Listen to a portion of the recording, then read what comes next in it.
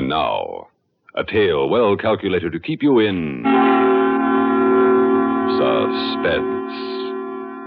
In a moment, Act One of Let There Be Light, starring Ivor Francis, and written especially for Suspense by Irwin Lewis.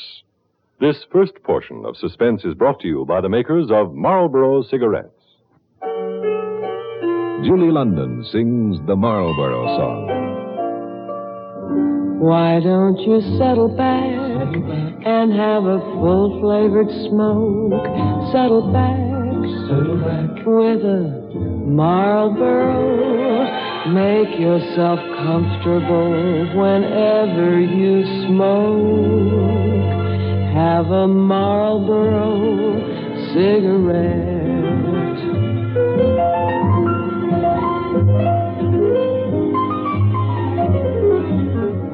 You get a lot to like with a Marlboro filter, flavor, pack or box.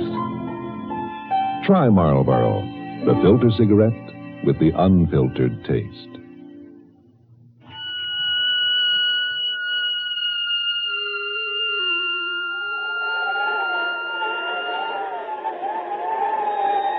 It was cold standing on the hill outside my cabin.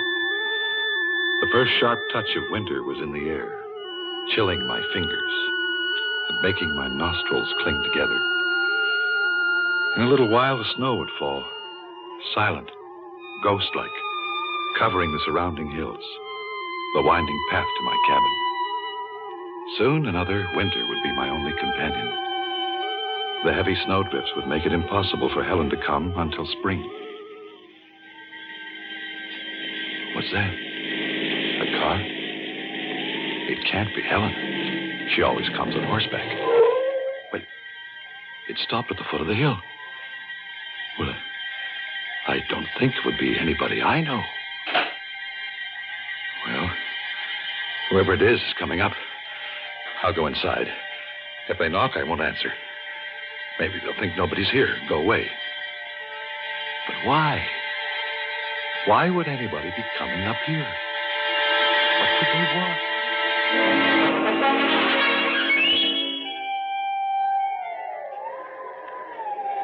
Boy, it's cold. That wind is cutting through me like a knife. Oh, will you stop complaining? At least you're wearing a top coat. This fur piece of mine wouldn't keep a rabbit warm. Oh, my feet are frozen. This is a waste of time, Gloria. Nobody's fool enough to live at the top of this hill. There's smoke coming out of the chimney. Huh? Yeah, you're right. Okay, this has got to be it.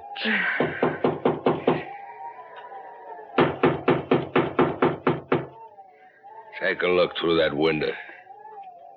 See anybody? Yeah, there's somebody inside, all right. Good. Open up. We know you're inside. Come in. The door's unlocked.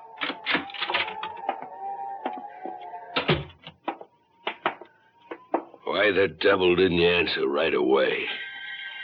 He has a hard voice. I don't like him. Whoever he is, I don't like him at all. I don't think I know you. What do you want? Now, look, that's no example of Western hospitality. We're strangers. You should invite us in with open arms, kid, instead of just standing there in the corner.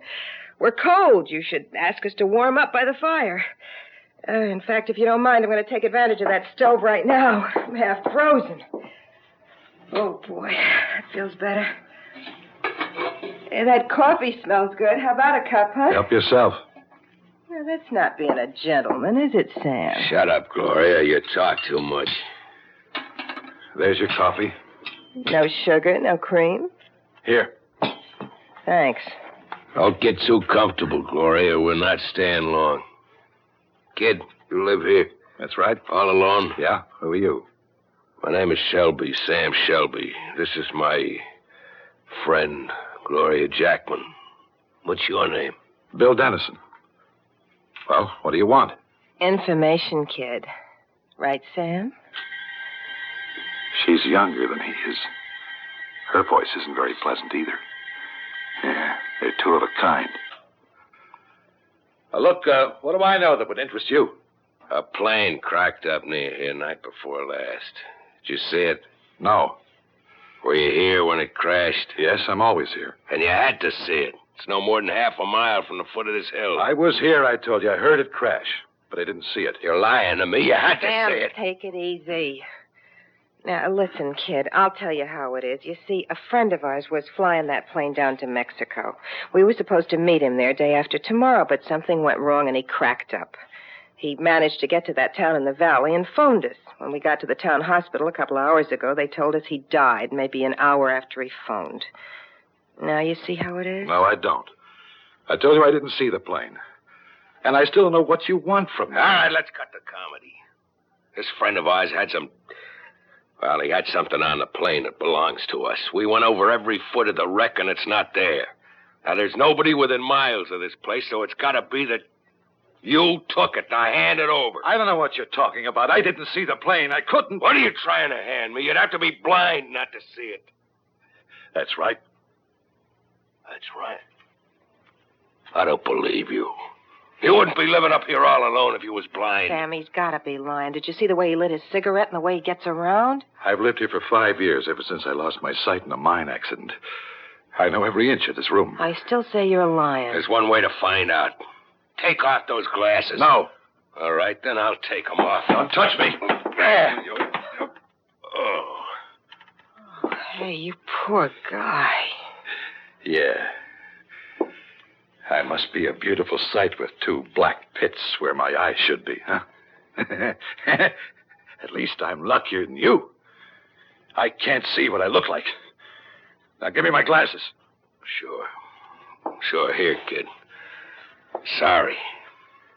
Now, will you get out of here? Yeah. Come on, Gloria, and this kid's got nothing for us. Sorry, kid, honest.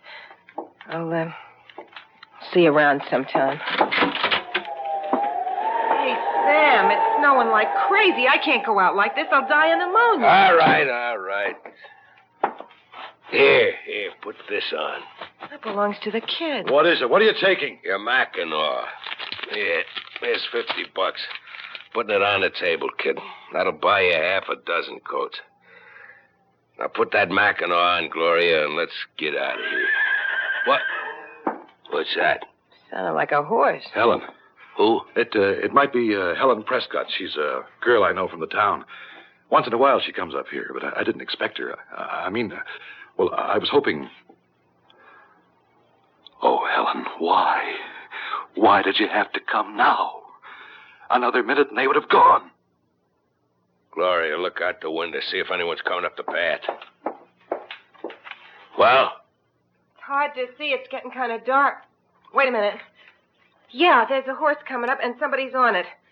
They're going around the cabin. Why would she do that? There's a shed in the back. Helen leaves the horse in there in bad weather. She'll be coming in the door in a minute. Maybe you're telling the truth, or maybe you're not. I don't take chances.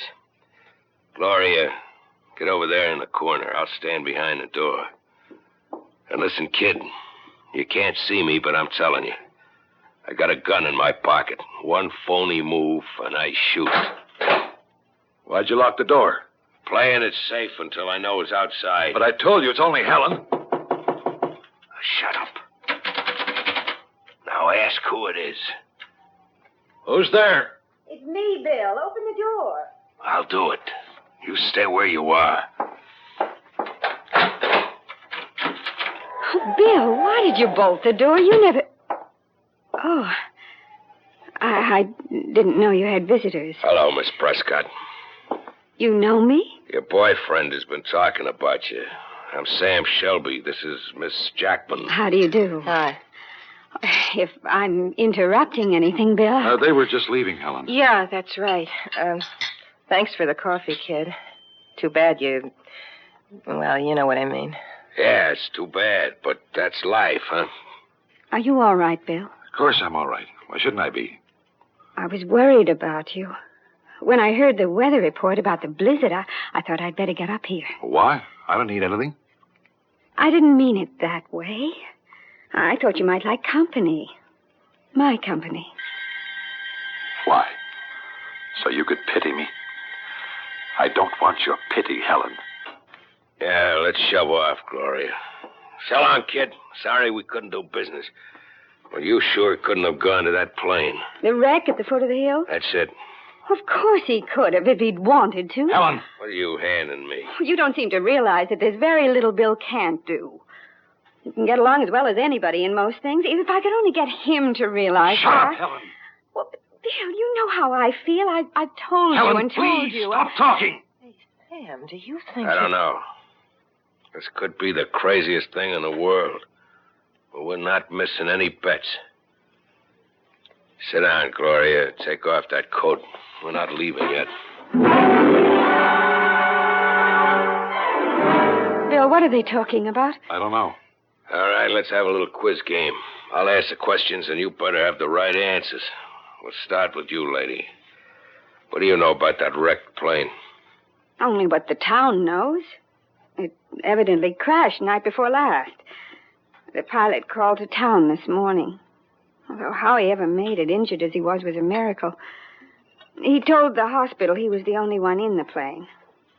With the storm threatening, there seemed no point in sending out a party for an empty plane. They decided to wait until later. What else do you know?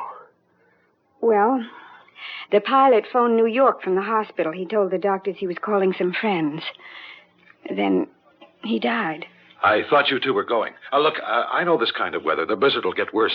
You take my Mackinac and go before it's too late. Just a couple more questions, kid. Told you before I couldn't see that plane. Yeah, that's right. But you didn't have to see it. You could have scrambled down that path like a mountain goat and poked around that plane. Your fingers could have been your eyes. And you could have found something without seeing it. Like you do here. But why would I do that? What do you want? I told you. Information. Your boyfriend here isn't as helpless as he looks. He gets around. Of course he does. Helen, shut up. Bill! Hey, it's getting dark. Is there a light in here? The oil lamp's on the table. Helen, you know where the matches are. Well, now I can see. I didn't realize how dark it was. Now let's talk business. Kid, there's something on that plane that belonged to me. Give it to me, I'll make it worth your while. I don't want to get rough with you. Go away. Take the Mackinac and get out of here. You little punk, you're stalling. Sam, wait a minute. Now, Billy, boy, if you found anything on that plane, why don't you give it to us? You'll be saving yourself a lot of trouble, believe me. Leave me alone. Okay, kid, you had your chance. Now I'm going to pound the truth out of you. Keep your hands off him. Sam, you don't have to hit the kid, do you? What do you want me to do, burp him?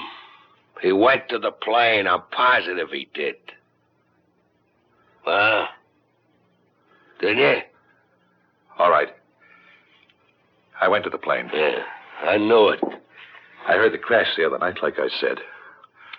I didn't know what it was first, but I went down the hill. Naturally, it took me a long time.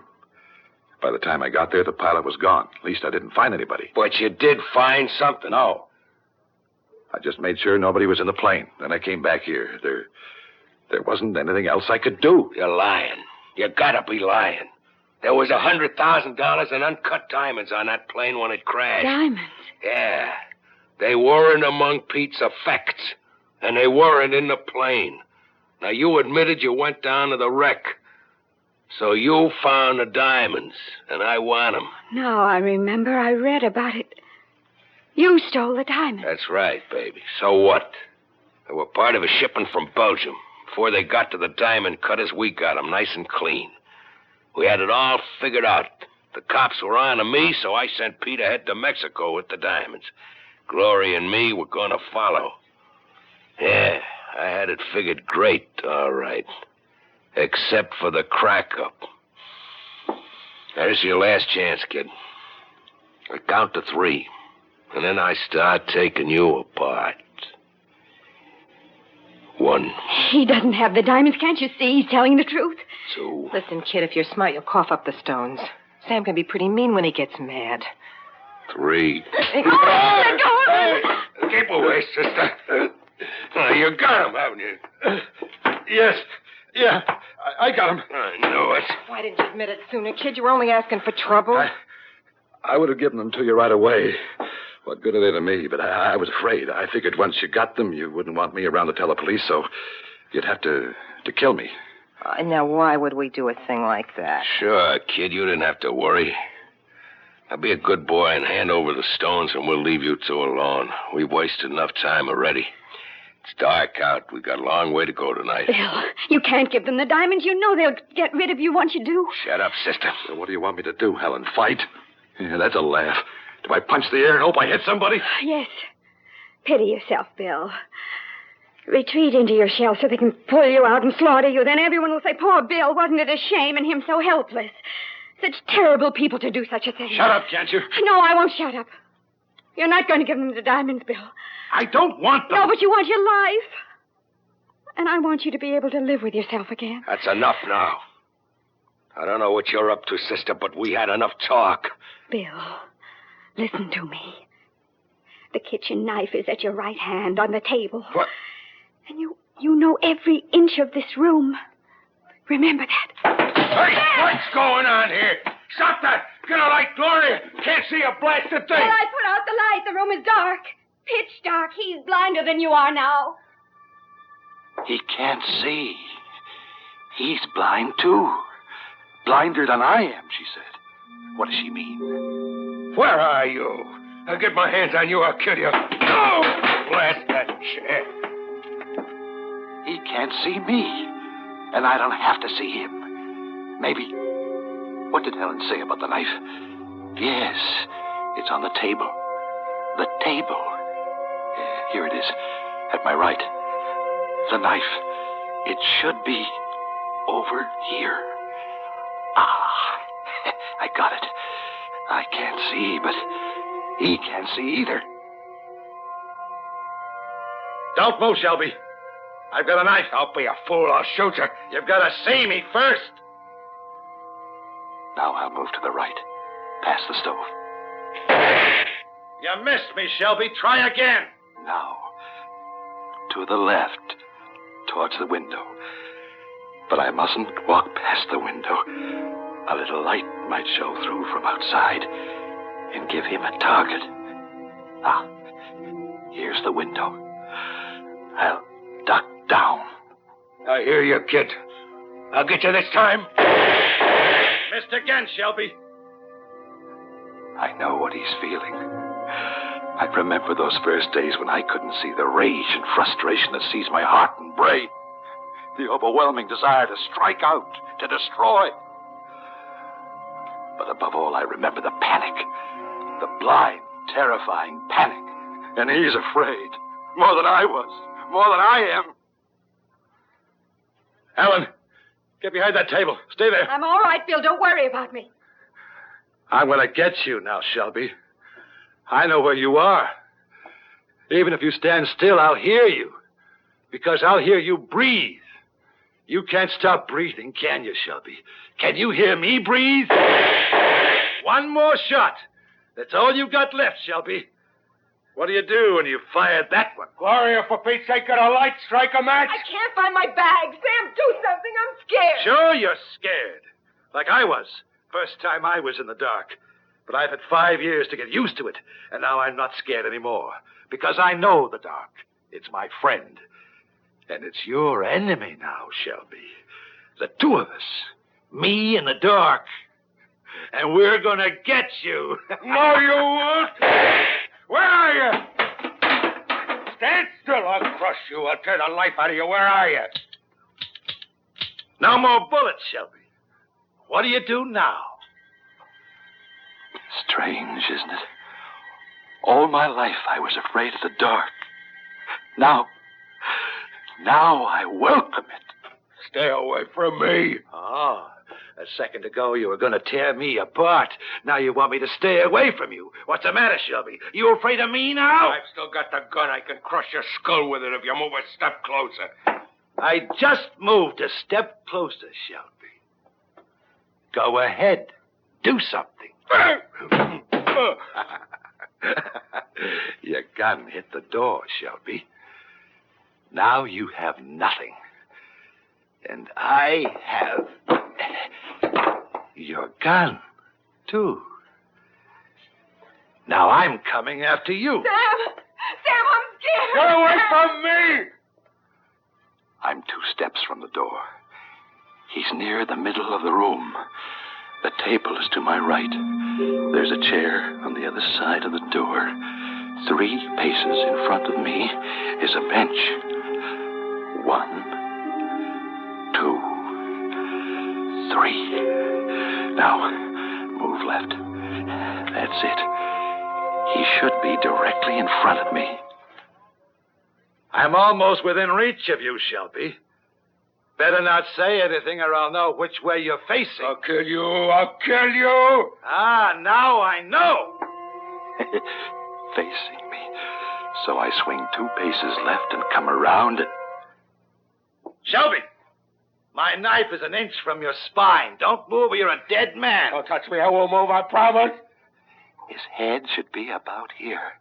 I bring the pistol up, butt end, and...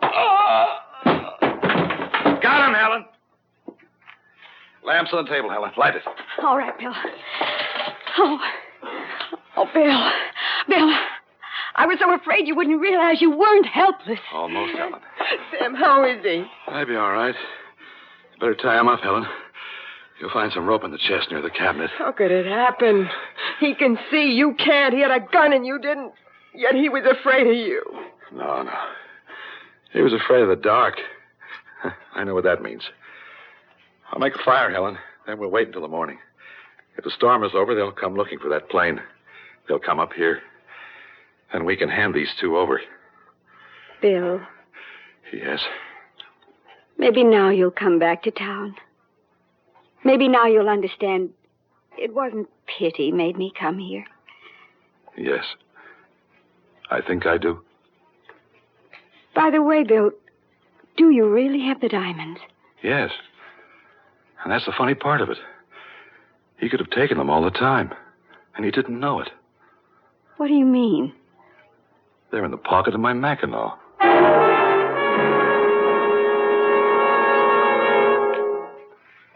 Suspense.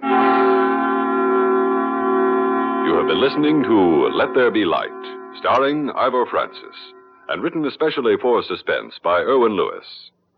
In a moment, a word about next week's story of Suspense. The intelligent modern man or woman finds entertainment very easy to come by. Example, the CBS radio network's daytime stars who come by every weekday morning with a big barrel of laughter and song. Arthur Godfrey time sets the daily pattern of mirth and melody and passes it along to our house party where Art Linkletter often comes out hilarious second best to the younger set. The battle of wits continues with Gary Moore and Durward Kirby belting out bon mots on the Gary Moore Show, followed by Bing Crosby, Rosemary Clooney Show, tying the whole entertainment package with a delightful musical ribbon. Get your entertainment the easy modern way. Tune in the CBS Radio Network's Daytime Stars weekdays right here.